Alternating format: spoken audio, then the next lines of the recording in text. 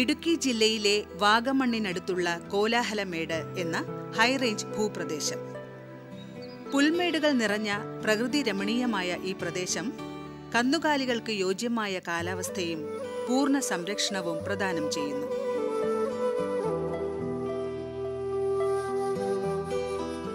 ക്ഷീരോത്പാദന മേഖലയിൽ ഒരു വൻ കുതിച്ചുചാട്ടത്തിന് ലക്ഷ്യമിട്ടുകൊണ്ട് കേരള ലൈഫ് സ്റ്റോക്ക് ഡെവലപ്മെന്റ് ബോർഡിന്റെ നിയന്ത്രണത്തിൽ സ്ഥാപിതമായ മോഡേൺ ബുൾ മദർ ഫാം അഥവാ ആധുനിക പശു വളർത്തൽ കേന്ദ്രം കാലി വളർത്തലിൽ യന്ത്രവൽക്കരണം സാധ്യമാക്കാനും ഫാമിലെ ക്ലേശഘടകങ്ങൾ ഒഴിവാക്കി പാൽ ഉൽപാദനം വർദ്ധിപ്പിക്കുവാനും ഉയർന്ന ഉൽപാദനക്ഷമതയുള്ള പശുക്കളെയും കിടാങ്ങളെയും ഉൽപ്പാദിപ്പിക്കാനുമുള്ള ശ്രമത്തിലാണ്.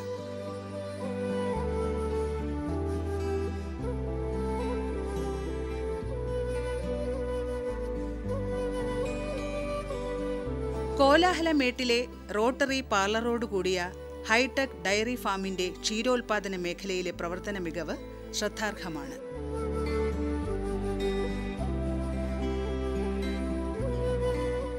കേരളത്തിൽ ആദ്യമായിട്ടാണ് റോട്ടറി മിൽക്കിംഗ് പാർലർ സ്ഥാപിക്കുന്നത്. അപ്പോൾ ഈ റോട്ടറി മിൽക്കിംഗ് പാർലർ എന്ന് പറഞ്ഞു കഴിഞ്ഞാൽ പശു വന്ന് കയറി പാർലറിലേക്ക് കയറുന്നു, പശു പാർലർ കറങ്ങുന്നതോടൊപ്പം ക്ലസ്റ്റർ വെച്ചിട്ട് ആ ഒരു കറക്കം കഴിയുമ്പോഴത്തേക്ക് പശുവിൻ്റെ കറവ് തീർന്ന് പശുവിന് തിരിച്ചിറങ്ങി പോകാവുന്നൊരവസ്ഥയാണ്.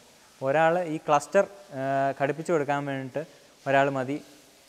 അതുപോലെ തന്നെ പശു ഇറങ്ങിപ്പോകുമ്പം അതിൻ്റെ കാമ്പിലേക്ക് ഡിസിൻഫെക്റ്റൻറ്റ് സ്പ്രേ ചെയ്ത് കൊടുക്കാനായിട്ട് ഒരാൾ മതി. അങ്ങനെ 2 പേരെ കൊണ്ട് ഒരു ഫാം നടത്തിക്കൊണ്ട് പോകാൻ സാധിക്കും എന്നുള്ളതാണ് ഇതിൻ്റെ ഒരു പ്രത്യേകത.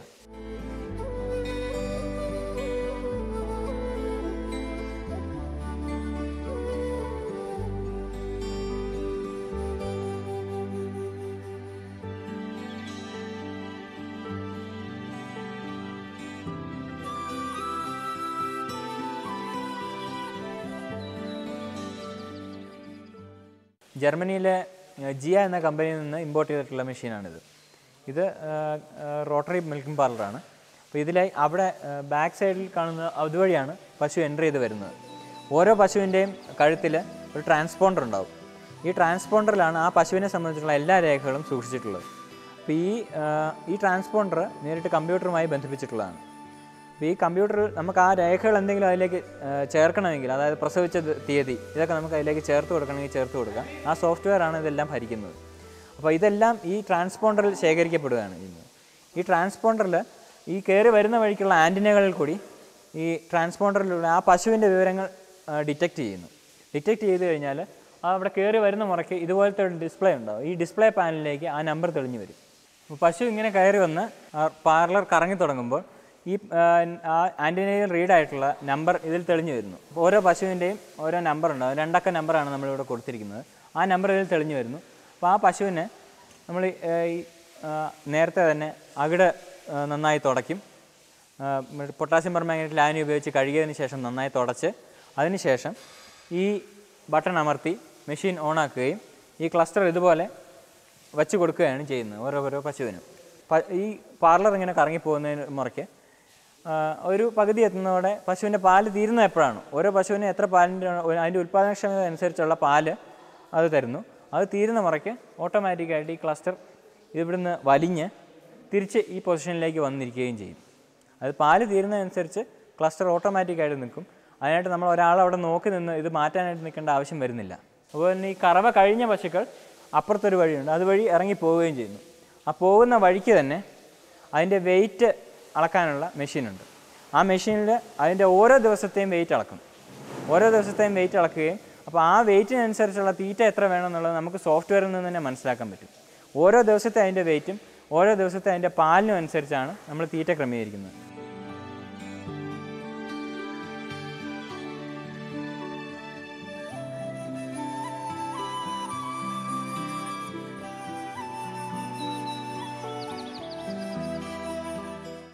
ഇതുവഴി വാക്വം സക്ക് ചെയ്യുമ്പം നമ്മളിത് കാമ്പിലേക്ക് പിടിപ്പിച്ച് കൊടുക്കുമ്പോൾ ആ വാക്വത്തിൻ്റെ പവർ കൊണ്ടാണ് ഇതിലേക്ക് പാല് ഒഴുകി വരുന്നത്. പാൽ ഒഴുകി വരുന്ന ഈ ട്യൂബിലേക്ക് ഇവിടെ ഇത് ട്രാൻസ്പെറൻ്റ് ആയിട്ടുള്ള ഇതായതുകൊണ്ട് നമുക്കിതിൽ കാണാൻ പറ്റും പാല് വരുന്നുണ്ടോ ഇല്ലെന്നുള്ളത്. അപ്പോൾ എന്തെങ്കിലും നമുക്ക് മോണിറ്റർ ചെയ്യണമെങ്കിൽ ഇത് നോക്കിയാൽ തന്നെ അറിയാം പാല് വരുന്നുണ്ടോ ഇല്ലെന്നുള്ളത്. ഇങ്ങനെ ഈ കുഴലിൽ കൂടെ ഇതുവഴി പോയി ഈ കുഴൽ വാക്വം വരാനുള്ള സക്ക് ചെയ്യാനുള്ള എയർ സക്ക് ചെയ്യാനുള്ള കുഴലാണിത്. ഇതുവഴി പാലും പോകാനുള്ളത് ഇത് മറ്റൊരു കുഴലാണ്. രണ്ട് കുഴലുകളാണ്. ഈ ലൈനിലേക്കാണ് പാല് പോകുന്നത്. ഈ ലൈനിൽ ഇതൊറ്റ ലൈനാണത്. മൊത്തം 24 പശുക്കളെ കറക്കുമ്പോൾ അതിൻ്റെ പാലെല്ലാം കൂടി ഈ ഒരു ലൈൻ വഴി നടുക്കുള്ള ആ ലൈനിലേക്ക് പോകുന്നു.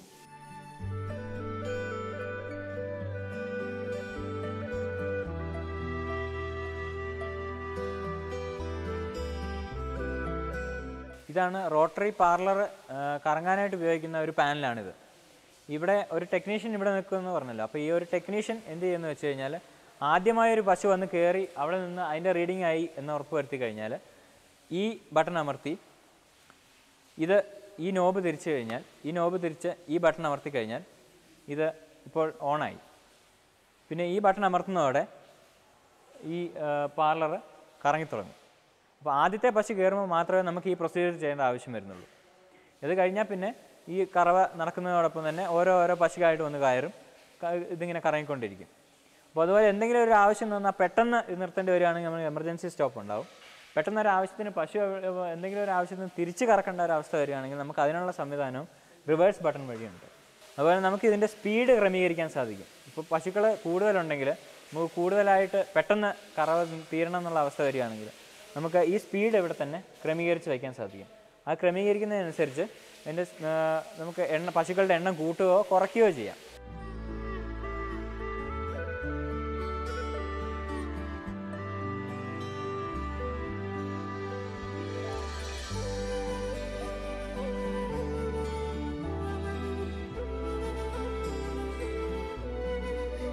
ഇതാണ് വാക്വം പമ്പ്.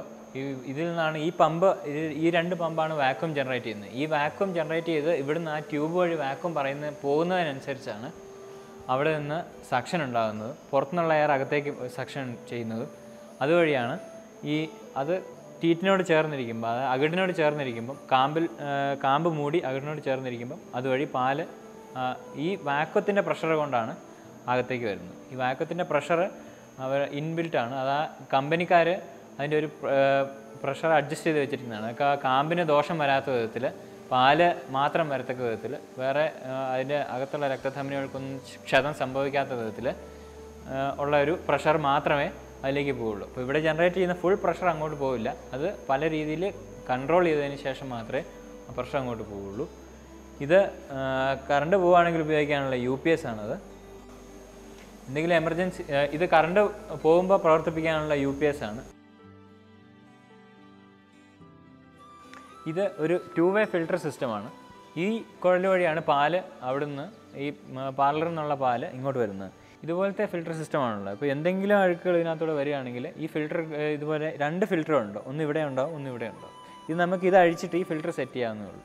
അപ്പോൾ എന്തെങ്കിലും അഴുക്കുണ്ടെങ്കിൽ അത് ഈ ഫിൽറ്ററിനകത്ത് സെറ്റിൽ ചെയ്യാം. പാലിനകത്ത് യാതൊരു വിധത്തിലുള്ള, ഇത്രയും ചെറിയ പോർ സൈസാണ് ഇതിനുള്ളത്. അതുകൊണ്ട് ഇതിനകത്തൂടെ യാതൊരു വിധത്തിലുള്ള ബാഹ്യവസ്തുക്കളൊന്നും പാലിനകത്തേക്ക് കിടക്കുന്നില്ല. പാല് കംപ്ലീറ്റ് ആയിട്ട് പ്യുവറായി ഫിൽറ്റർ ചെയ്തതിന് ശേഷം മാത്രമേ പുറത്തേക്ക് വരുന്നുള്ളൂ.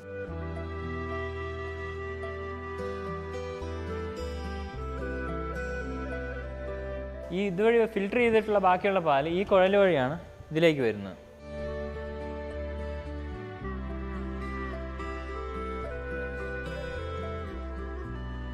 ഈ കുഴൽ വഴി വരുന്ന പാല് ഈ കുഴലിൽ കൂടെ, ഇത് ബൾക്ക് മിൽക്ക് കൂളറാണിത്. ഇങ്ങനെ 2 ബൾക്ക് മിൽക്ക് കൂളറുകൾ നമ്മളിവിടെ സ്ഥാപിച്ചിട്ടുണ്ട്.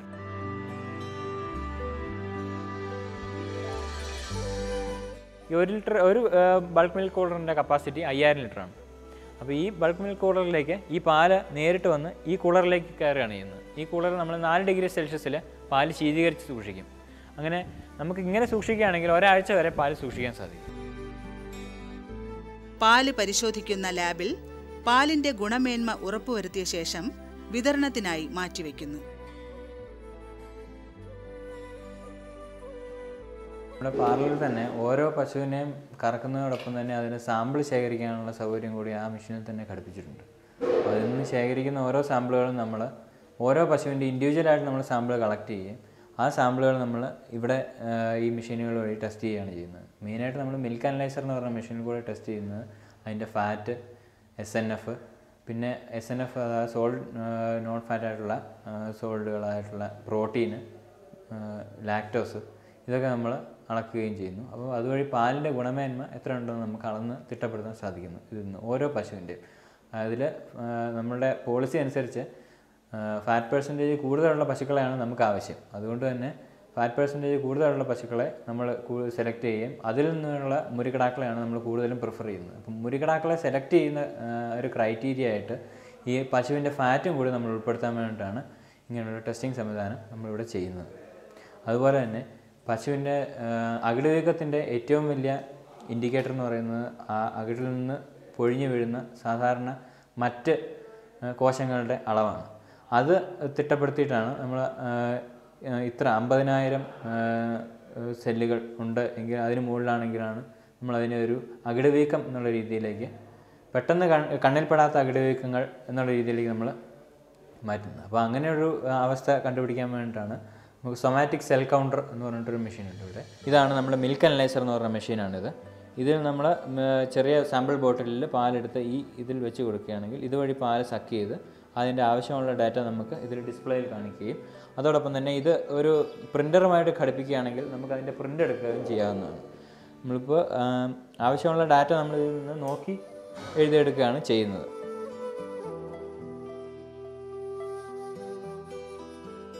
ഇതാണ് സൊമാറ്റിക് സെൽ കൗണ്ടർ എന്ന് പറയുന്ന മെഷീൻ. ഇതിലേക്ക് നമ്മൾ സാമ്പിൾ ഇതുവഴിയാണ് എൻ്റർ ചെയ്ത് കൊടുക്കുന്നത്. അതിൽ നിന്ന് ഇതിൻ്റെ ഡാറ്റ ഇതുണ്ടെന്ന് ഇത്ര കോശങ്ങളുണ്ടെന്നുള്ള ഇത് സ്ക്രീനിൽ തെളിഞ്ഞു വരികയും ഇത് നമുക്ക് കമ്പ്യൂട്ടറുമായി ഘടിപ്പിച്ച് കഴിഞ്ഞാൽ അത് ആ വഴിക്ക് നമുക്ക് പ്രിൻ്റ് എടുക്കുകയും കാര്യങ്ങൾ ചെയ്യുകയും ചെയ്യാവുന്നതാണ്. പാല് ഞങ്ങൾ KLD ബോൾഡിൽ നിന്ന് മേടിക്കുന്ന പാലാണ്. ഞങ്ങൾ ചായക്കടയ്ക്ക് ചായ അടിക്കുന്ന പാലാണ്. നല്ല ശുദ്ധമായ പാല, നല്ല പാല, ഒരു തുള്ളി വെള്ളം പോലും ഇതിൽ ചേർക്കാത്ത പാല.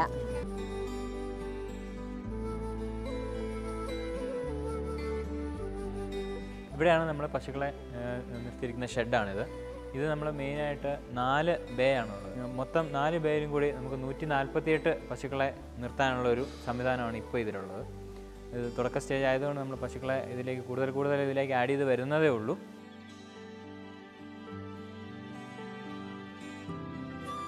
ഇതിൽ നമ്മൾ ഒരിക്കലും പശുവിനെ കെട്ടിയിടുന്നൊരു സംവിധാനം ഇവിടെ ഇല്ല.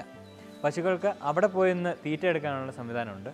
അതിനുശേഷം തീറ്റ എടുത്തതിന് ശേഷം ഇതുപോലെ യഥേഷ്ടം ഇവിടെ വന്ന് ഇത് ഫ്രീ ആയിട്ട് ഇവിടെ കിടക്കാനുള്ള സംവിധാനമുണ്ട്. ഇതിൽ നമ്മൾ ഒരു മെത്ത വിരിച്ച് നമ്മൾ കിടക്കുന്നത് പോലെ തന്നെ ഒരു റബ്ബർ മാറ്റ് വിരിച്ച് കൊടുത്തിരിക്കുകയാണ്. അതിൽ വന്ന് സുഖമായിട്ട് പശു കിടക്കുകയും അതുകൊണ്ട് തന്നെ പശുവിന് കംപ്ലീറ്റ് ആയിട്ട് അതിൻ്റെ സുഖം കിട്ടത്തക്ക വിധത്തിലാണ് നമ്മളത് ചെയ്തിരിക്കുന്നത്. പശുവിന് യാതൊരു വിധത്തിലുള്ള ഇൻ്റർഫിയറൻസ് ഇതിനകത്ത് വരുന്നില്ല. അതിന് ഫ്രീ ആയിട്ട് നടക്കാം, യഥേഷ്ടം അങ്ങോട്ടും ഇങ്ങോട്ടും നടക്കാം.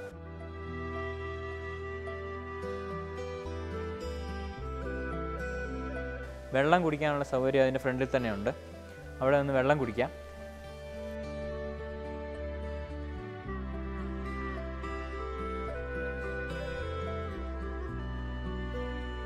അതുപോലെ തന്നെ തീറ്റ തിന്നണമെന്ന് തോന്നുമ്പം അതിനവിടെ പോയി നിന്ന് തീറ്റ തിന്നുകയും ചെയ്യാം.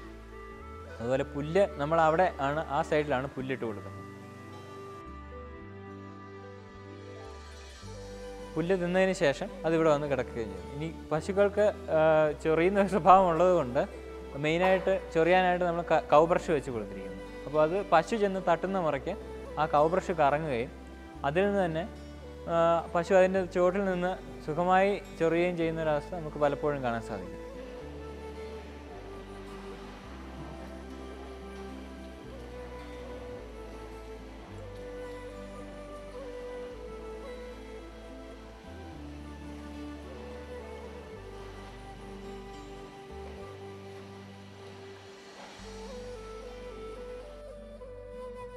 അങ്ങനെ എല്ലാ വിധത്തിലുള്ള കംഫർട്ടുകളും നമ്മൾ ഈ ഒരു ഇതിൽ ഒരുക്കി കൊടുത്തിരിക്കുകയാണ്. പശുക്കൾ അതിൻ്റെ മാക്സിമം കംഫർട്ടിലാണ് ഇവിടെ കിടക്കുന്നത്. ഇതിലാരും കെട്ടിയിടുകയോ അങ്ങനെ വേറെ പുറത്തുനിന്നൊരാൾ വന്നിട്ട് ഒരു ഇൻ്റർഫിയറൻസോ ഉണ്ടാകുന്നില്ല. പ്രത്യേക പാതയിലൂടെ വൈദ്യുതി ശക്തിയിൽ പ്രവർത്തിക്കുന്ന ചാണകം മാറ്റൽ യന്ത്രം അഥവാ കൗഡങ് സ്ക്രാപ്പർ വീഴുന്ന ചാണകം മുഴുവൻ നീക്കി ഷെഡിന്റെ വശങ്ങളിൽ സ്ഥാപിച്ചിട്ടുള്ള ചാണകക്കുഴിയിലേക്ക് അഥവാ സ്ലറി ടാങ്കിലേക്ക് എത്തിക്കുന്നു. ഈ ചാണകവെള്ളം സ്ലറി പമ്പ് ഉപയോഗിച്ച് പുൽകൃഷി സ്ഥലത്തേക്ക് പമ്പ് ചെയ്യുന്നു. KLD ബോർഡിന് മെയിനായിട്ട് ചെയ്യുന്നതെന്ന് വെച്ച് കഴിഞ്ഞാൽ മൂരിക്കിടാക്കളുടെ ബീജം ശേഖരിച്ച് ഗാഢശീതീകരണം നടത്തി അത് നാട്ടിലുള്ള പശുക്കൾക്ക് കുത്തിവയ്ക്കാനായിട്ട് സപ്ലൈ ചെയ്യുക എന്നുള്ളതാണ് KLD ബോർഡിൻ്റെ ഏറ്റവും പ്രധാനമായിട്ടുള്ള ദൗത്യം. അപ്പോൾ അതിലേക്ക് കൂടുതൽ പാലുൽപാദനം ശേഷിയുള്ള പശുക്കളുടെ കുട്ടികൾ അങ്ങനെയുള്ള മൂരിക്കുട്ടികളെ തിരഞ്ഞെടുത്ത് അതിൽ നിന്നുള്ള മാത്രം ബീജം ഉപയോഗിക്കുകയാണെങ്കിൽ നാട്ടിലുള്ള മറ്റ് പശുക്കളുടെ പാല് ഉൽപാദന ശേഷി അങ്ങനെ ക്രമേണ കൂട്ടിക്കൊണ്ട് വരിക എന്നുള്ളൊരു ലക്ഷ്യമാണ് നമുക്കുള്ളത്. പ്രസവ സമയമടുത്ത പശുക്കളെ മാറ്റിപ്പാർപ്പിക്കാനും കിടാങ്ങളെ ശുശ്രൂഷിക്കാനുമുള്ള പ്രത്യേക ഷെഡുകളും തയ്യാറാക്കിയിട്ടുണ്ട്.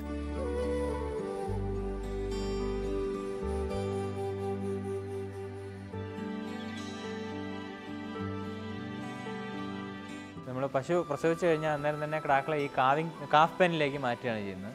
ഓരോ കിടാവിനും ഓരോരോ കൂടുകളാണ്, ചെറിയ ചെറിയ കൂടുകളാണുള്ളത്.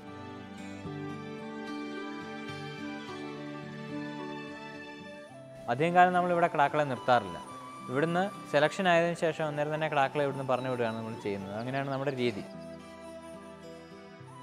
നമുക്ക് കിടാവിന് പാല് കൊടുക്കുന്നതെന്ന് പറഞ്ഞു കഴിഞ്ഞാൽ കിടാവിനെ തള്ളപ്പശുവിനെ വിട്ട് കുടിപ്പിച്ച് നമ്മൾ പാല് കറക്കാറില്ല. പാല് നമ്മൾ മെഷീൻ വെച്ച് കറന്ന് എടുത്ത് അത് ബക്കറ്റിലാക്കി കിടാവിൻ്റെ തൂക്കത്തിനനുസരിച്ചാണ് നമ്മൾ പാല് കൊടുക്കുന്നത്. കിടാവിന് തൂക്കം എത്രയാണോ അതനുസരിച്ചുള്ള പാല് മാത്രമേ കിടാവിന് കിട്ടുകയുള്ളൂ. അതുപോലെ കൂടുതൽ പാല് കൊടുത്ത് ദഹനക്കേട് ഉണ്ടാവാതിരിക്കാനും പാല് കുറവുള്ള പശുവാണെങ്കിൽ അതിൻ്റെ കിടാവിന് പാല് കുറഞ്ഞു പോയിട്ട് അതിൻ്റെ വളർച്ചയ്ക്ക് ദോഷം വരാതിരിക്കാനും ഇതുകൊണ്ട് സഹായകമായിരിക്കും. ആധുനിക ഡയറി ഫാമുകളുടെ ശ്രേണിയിൽ കേരള ലൈഫ് സ്റ്റോക്ക് ഡെവലപ്മെൻറ്റ് ബോർഡിൻ്റെ 3ാമത്തെ സംരംഭമാണ് കോലാഹലമേടിലെ ഹൈടെക് ബുൾമദർ ഫാം. ഈ ഫാമിൻ്റെ ഏറ്റവും ആകർഷണം എന്ന് പറയുന്നത് ഇവിടെ റോട്ടറി മിൽക്കിംഗ് പാർലർ അഥവാ ഓട്ടോമേറ്റഡായിട്ട് വർക്ക് ചെയ്യുന്ന ചാക്രിക കറവ പാർലർ എന്ന് ഇവിടെ സ്ഥാപിച്ചിട്ടുണ്ട്. ഒരേ സമയം 24 പശുക്കളെ ഇതിനുള്ളിൽ കറക്കാം എന്നുള്ളതാണ് ഇതിൻ്റെ ഏറ്റവും വലിയ പ്രത്യേകത. ഒരുപക്ഷെ രാജ്യത്തിനകത്ത് സർക്കാർ പൊതുമേഖലയിൽ ഈ തരത്തിലുള്ള മിൽക്കിംഗ് പാർലർ ഇതാദ്യമായിട്ടായിരിക്കും സ്ഥാപിച്ചിട്ടുള്ളത്. പശുവിൻ്റെ തീറ്റ നൽകുന്നത് മുതൽ കറവ വരെ യന്ത്രങ്ങളുടെ സഹായത്തോടു കൂടി ക്രമീകരിക്കപ്പെട്ടിട്ടുള്ള ഒരു ഫാമാണ് കോലാഹലമേട് ഫാം. ഈ യന്ത്രവൽക്കരണം എന്ന് പറയുന്നത് നമ്മുടെ കാലാവസ്ഥയ്ക്കും നമ്മുടെ ഇവിടുത്തെ വിഭവങ്ങളുടെ ലഭ്യതയ്ക്കും അനുസരിച്ച് എങ്ങനെ നമുക്ക് ഇത് കുറച്ചുകൂടെ ജനകീയമായിട്ട് അല്ലെങ്കിൽ കുറച്ചുകൂടെ ഇതിനെ നമുക്ക് കർഷകരിലേക്ക് എത്തിക്കാൻ പറ്റും എന്നുള്ളത് ഒരു പരിശ്രമത്തിലാണ് KLD ബോർഡ് ഇന്നിപ്പോൾ ഉള്ളത്. ക്ഷീര കർഷകരെ സംബന്ധിച്ച് തീർച്ചയായും അവർക്ക് ഇവിടെ വന്ന് കണ്ട് പഠിക്കുവാൻ ധാരാളം കാര്യങ്ങളുണ്ട്. ഞങ്ങളിവിടെ ഈ കോലാഹലമേട് ഫാമിനോടനുബന്ധിച്ച് 2 ട്രെയിനിങ് പ്രോഗ്രാംസ് നടത്തുന്നുണ്ട്. അത് കേരളത്തിലെ ക്ഷീര കർഷകർക്ക് വേണ്ടിയുള്ളതാണ്. ആദായകരമായ ക്ഷീരോത്പാദനം, അതുപോലെ ശാസ്ത്രീയമായ കറവ രീതികൾ, ഇങ്ങനെ 2 കോഴ്സുകൾ ഈ കോലാഹലമേട് ഡയറി ട്രെയിനിങ് സെൻറ്ററിനോടനുബന്ധിച്ച് ഞങ്ങൾ നടത്തുന്നുണ്ട്. അപ്പോൾ ഈ ട്രെയിനിങ് സെൻറ്റർ കൊണ്ട് തീർച്ചയായിട്ടും ഇനി കേരളത്തിലേക്ക് ഇൻവെസ്റ്റ് ചെയ്ത് പുതിയ സംരംഭങ്ങൾ തുടങ്ങുവാൻ വരുന്ന നവസംരംഭകർക്ക് ഇതൊരു മോഡലായി പ്രവർത്തിക്കും എന്നുള്ള കാര്യത്തിൽ യാതൊരു സംശയവും ഞങ്ങൾക്കില്ല.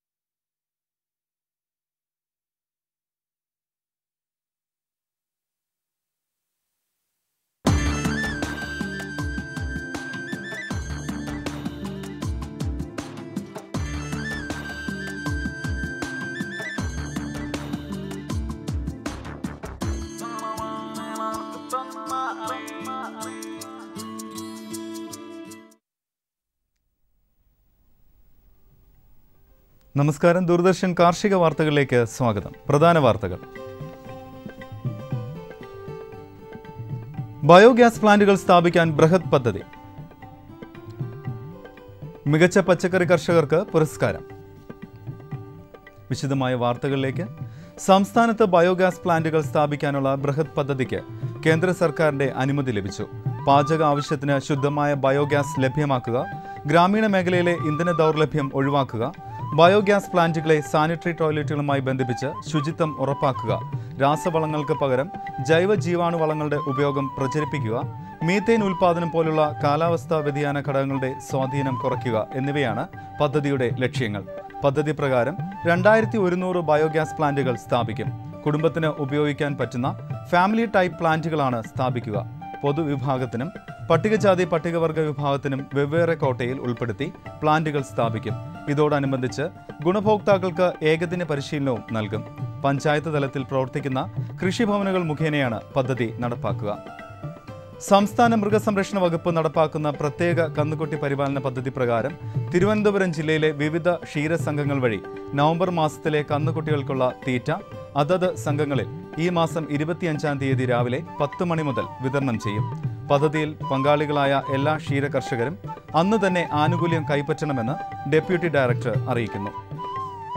സംസ്ഥാനത്ത് നടപ്പ് സാമ്പത്തിക വർഷം പച്ചക്കറി കൃഷിയിൽ കഴിവും പ്രാഗൽഭ്യവും തെളിയിക്കുന്ന കർഷകർക്ക് കൃഷിവകുപ്പ് പുരസ്കാരം നൽകുന്നു. കൃഷി ഡയറക്ടറുടെ അധ്യക്ഷതയിൽ കൃഷിവകുപ്പ്, കാർഷിക സർവകലാശാല, വിദ്യാഭ്യാസ വകുപ്പിന്റെ പ്രതിനിധി എന്നിവരടങ്ങുന്ന വിദഗ്ധ സമിതിയായിരിക്കും പുരസ്കാര ജേതാക്കളെ തിരഞ്ഞെടുക്കുക. ഫീൽഡ് സന്ദർശനങ്ങൾക്കും ബന്ധപ്പെട്ട രേഖകൾ പരിശോധിച്ചതിനു ശേഷം ഓരോ ജില്ലയിൽ നിന്നും മികച്ച ഒരു കർഷകനെ വീതം കണ്ടെത്തും. ഇവരിൽ നിന്നാണ് സംസ്ഥാനതല ജേതാവിനെ നിർണ്ണയിക്കുക. പ്ലാന്റേഷൻ കോർപ്പറേഷൻ പത്തനംതിട്ട ചന്ദനപ്പള്ളി എസ്റ്റേറ്റിൽ ജൈവ രീതിയിൽ തയ്യാറാക്കിയ അത്യുൽപാദന ശേഷിയുള്ള വെണ്ട, വഴുതന, മുളക്, റെഡ് ലേഡി, പപ്പായ, പച്ചക്കറി തൈകൾ എന്നിവ കർഷകർക്ക് കുറഞ്ഞ നിരക്കിൽ വിതരണം ചെയ്യുന്നു. തൈകൾ ആവശ്യമുള്ളവർക്ക് ബന്ധപ്പെടേണ്ട ഫോൺ നമ്പർ 0468 2 269 205. മറ്റൊരു നമ്പർ 0468 2 396 224. കൃഷി വകുപ്പിന്റെ വിത്ത് പരിശോധനശാലയിൽ പരിശോധിച്ച് ഒഴിവാക്കിയ വിത്തുകൾ, പ്രത്യേകിച്ച് നെൽവിത്ത്, കൃഷിഭവന്റെ ശുപാർശയില്ലാതെ കൃഷിക്കാർ ഏജന്റുമാർ മുഖേന നേരിട്ട് വാങ്ങി ഉപയോഗിക്കുന്നതായി കണ്ടെത്തി. ഇതിൽ വരിനെല്ലും മറ്റ് കളവിത്തുകളും ധാരാളം കാണും. അതിനാൽ കർഷകർ വഞ്ചിതരാകാതെ ശ്രദ്ധിക്കണമെന്ന് ആലപ്പുഴ വിത്ത് വികസന അതോറിറ്റി സംസ്കരണശാലയുടെ പത്രക്കുറിപ്പിൽ അറിയിക്കുന്നു. നല്ല നെൽവിത്ത് ആവശ്യമുള്ള കർഷകർക്ക് കൃഷിഭവൻ മുഖേന സംസ്കരണശാലയെ സമീപിക്കാം. ബന്ധപ്പെടേണ്ട ഫോൺ നമ്പർ 0477 2 268 613. Mobile number 944797 77201. ഇനി കമ്പോള നിലവാരം. വെളിച്ചെണ്ണ കൊച്ചി ക്വിൻ്റലിന് 13,500 രൂപ, കോഴിക്കോട് 15,100, തൃശൂർ 14,000. കൊപ്ര കൊച്ചി 9,080 രൂപ, കോഴിക്കോട് 9,500, തൃശൂർ 9,420. കുരുമുളക് അൺഗാർബിൾഡ് 68,800, ഗാർബിൾഡ് 71,800. ചുക്ക് മീഡിയം 21,000, ബെസ്റ്റ് 23,000, മഞ്ഞൾ സേലം 6,700, ഈറോഡ് 6,900. അടയ്ക്ക പുതിയത് 16,500 മുതൽ 18,000 വരെ. Kochi rubber RSS 5 11,500, rubber RSS 4 11,700. Kottayam rubber RSS 5 11,200, rubber RSS 4 11,750 രൂപ. കമ്പോള നിലവാരം കൊച്ചിയിൽ. വെളിച്ചെണ്ണ ക്വിൻ്റലിന് 13,500 രൂപ, കൊപ്ര 9,080, പിണ്ണാക്ക് എക്സ്പെല്ല 2,300, റോട്ടറി 3,000, കുരുമുളക് അൺഗാർബിൾഡ് 68,800, ഗാർബിൾഡ് 71,800, ചുക്ക് മീഡിയം 21,000, ബെസ്റ്റ് 23,000. മഞ്ഞൾ നാടൻ 6,200, അടയ്ക്ക പുതിയത് 16,500 മുതൽ 18,000 വരെ. ജാതിക്ക തൊണ്ടൻ കിലോഗ്രാമിന് 250 രൂപ മുതൽ 270 രൂപ വരെ. തൊണ്ടില്ലാത്തത് 460 മുതൽ 500 വരെ. ജാതിപത്രി 750 മുതൽ 775 വരെ. ഗ്രാമ്പു 1,050 രൂപ. റബ്ബർ RSS 5 ക്വിൻ്റലിന് 11,500 രൂപ, റബ്ബർ RSS 4 11,700, ഒട്ടുപാൽ 7,500, ലാറ്റക്സ് 8,200 രൂപ. കമ്പോള അവലോകനം.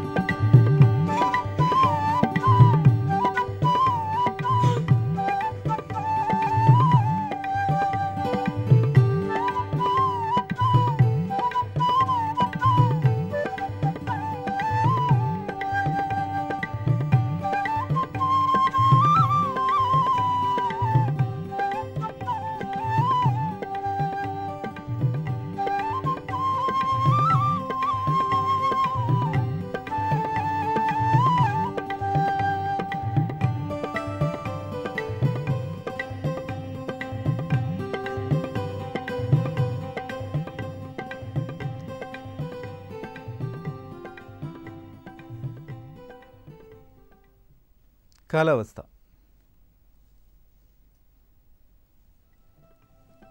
കണ്ണൂർ കൂടിയ താപനില 33.2 ഡിഗ്രി സെൽഷ്യസ്, കുറഞ്ഞ താപനില 22 degree Celsius. Kozhikode 33.8, 24.2. Kochi 31.4, 24.2. Alappuzha 32.2, 24.2. Punalur 31.6, 21. Thiruvananthapuram 29, 24.1 degree Celsius.